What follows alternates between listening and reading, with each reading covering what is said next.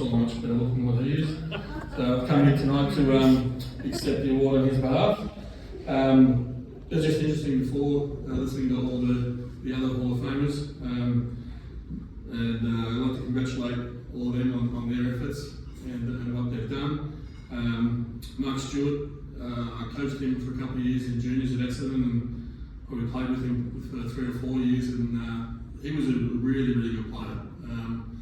He was pitching against guys that were just straight up gorillas, Burton, Barnes and all these guys, when they were using metal bats. And at 18, 19 years old, he used to do a fantastic job both pitching and hitting.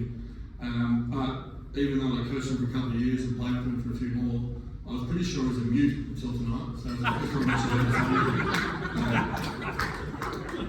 so congratulations, Mark, and I'm glad to come out of your shell a little bit. So it's really good. Thank you very much to the Bendigo Baseball Association in giving my father this award. He's normally a pretty stoic kind of man. He has got life memberships before and Hall of Fames, and I haven't really seen him as emotional as what he was when he found out he was getting this award. He's obviously going through a bit at the moment with a cancer diagnosis, and that might have something to do with how emotionally he got over it, but it definitely means a lot to him that you guys recognised him for tonight.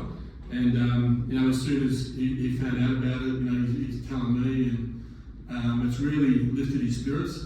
It's been really good the last probably couple of months that he's known about it, but he's began sort of retelling a bunch of old stories and telling me how good he was and all this sort of stuff. And I'm sure there's probably a bit of mayonnaise on some of the stories, but it's been great sort of listening to it. And I can remember as a kid, I used to love hearing all the old Bendigo stories from my Uncle Johnny, who was also a Hall of Famer, I believe, and one of the founders of Falcons, and my Uncle Barry, who's here tonight, and Dad, and even my cousins Mark and Brendan. I was always a bit envious that I was never able to be a part of sort of the Bendigo shenanigans and stuff that they used to get up to.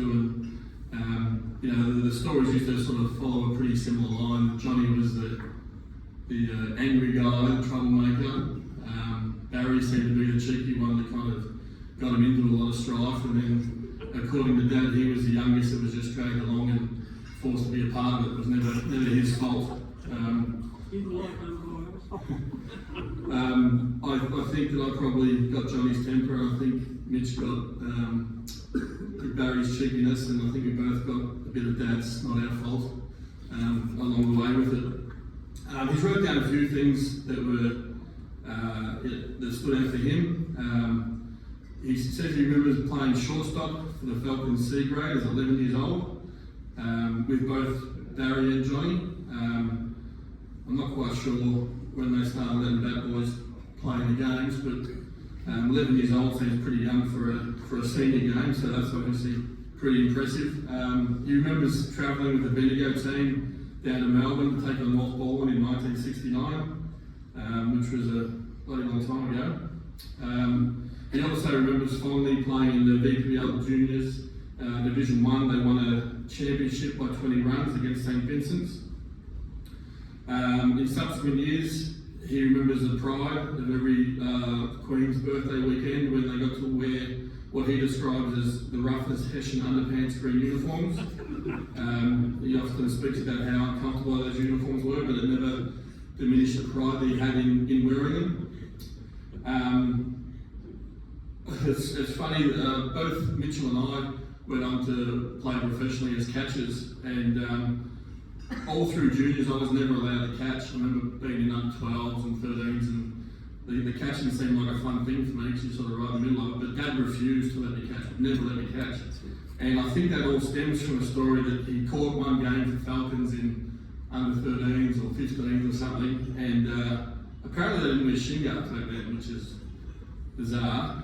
And I don't know why they used to do that, but apparently they didn't. And he caught the ball in the shin and had to walk his bike home from the Falcons round all the way to Fox Street, which is just around the corner here. And it was a story that he used to regularly tell. I'm pretty sure that delayed my career by about 10 years until I was actually allowed to catch. His love and devotion to Falcons is probably more than any other club, even Essendon, that he's so fond of. I can remember being about 14 or so, and Barry's boy Andrew decided to take up the game and started playing for Dodgers. And I was up here on school holidays, and Andrew said to me, did I want to play a game? I thought this would be great, I get to play a game while I'm up here on school holidays at Nan's place. And Dad got wind that I was going to play for Dodgers, and just straight up said, no way, in a few more expletives in there. I thought he was joking, so I thought he'd be happy that I was going to get to play a game. I was up here. But Mum ran back and said, don't you dare play for Dodgers. There's a lot of things you can do, but don't ever play for another team in Bendigo than the Falcons. It was made quite clear that if I was ever going to be playing a game up here, it would be for Falcons, and don't I dare come home if it was for anyone else. The impact that Bendigo baseball has had on our family can't be overstated. It's very much intertwined with the Edwards experience, all the way through with starting with Johnny and Barry and my dad, and then Johnny's kids, Brendan and Mark, and then myself and my son Mitchell, Russell's grandson. And it all started here. It all started from people like the Joneses and the administration staff, the scorers, the canteen ladies, canteen men, of course. All these people that provide us with a place where we can go to experience this great game. A lot of times as players we get caught up in petty rivalries, a desire to win, a need to get as far as we can in the game. And sometimes we forget about what is probably the most important part, and that is the experiences and the friendships that this game provides. And it's the league here that fosters it, and leagues like this all across the country that provide people like us with the opportunities to make lifelong friendships and to have experiences that we will remember until the day we die. Memories that are coming flooding back to my father now. And I don't think we should ever lose sight of how important the service is that leagues like this provide. So on that, I thank everyone that has been a part of Bendigo baseball for as long as my family's been involved and continue to do it to this day. I better also mention that.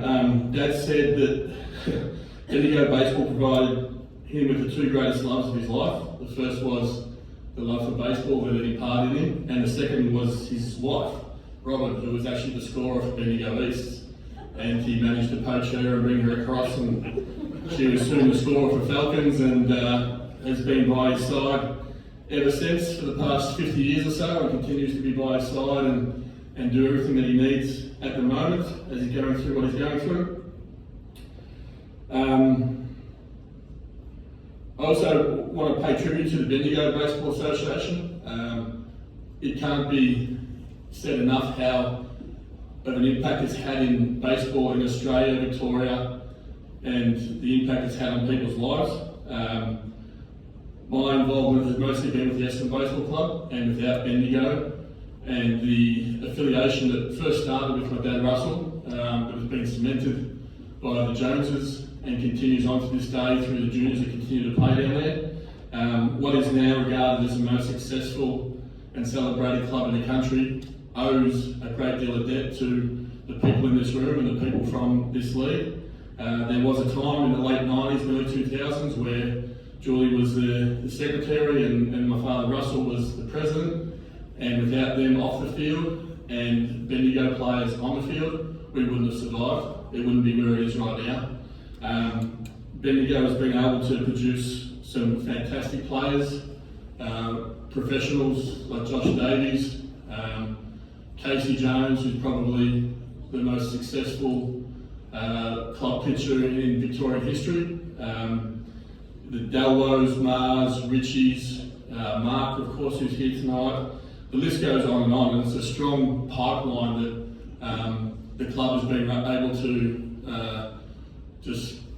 just gain from, and they've gone on to be Victorian players, Australian players, and ABL players, professional players, college players. So it can't be overstated how important this league is and to the work that you guys do. That pretty much sums up what I wanted to say. It's obviously very emotional for myself and for the family to get this award now. We greatly appreciate it, and as an offer of thanks, if you do manage to put together a men's senior team, like Julie said, for the provincial championships next year, I'll send Mitchell down to coach and play for them. Thank you very much.